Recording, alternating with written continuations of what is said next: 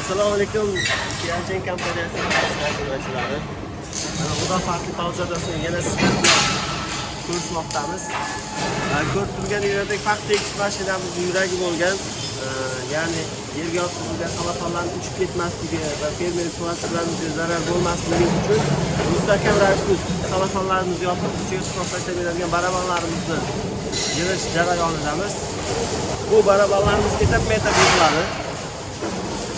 Keyin ko'p kommentariyalarda o'qiyapmiz. Metal mustahkam emas, bo'lmasa sinib ketgan, ochilib ketyapti, qiyshayib ketyapti degan savollarimizga javob bizda songa emas sifatga qaratilgan asosiy e'tiborimiz. Bu metallarimiz juda qalin yuzlardan kesilib,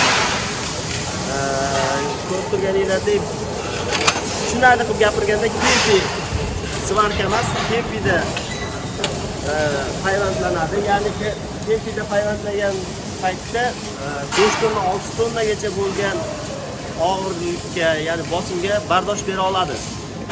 Bu yoqdagi o'sha barabanlarimizga o'tkazilayotgan o'qlarimiz esa Xitoydan olib kelingan, ya'ni migratsiya issiqda tayyorlangan o'qlarni ishlatamiz. Bu hech qachon qiyshayib ketmaydi, sinib ketmaydi. Qachonki o'zlaringda ayb bo'lmasa, ya'ni ko'tarib tashlab yuborish, paxta ekish masalasiga kelayotgan paytda betonlarda sudirash va kabi vaziyatlar bo'lmagan taqdirda biz aytganda 100% ishlab beradi.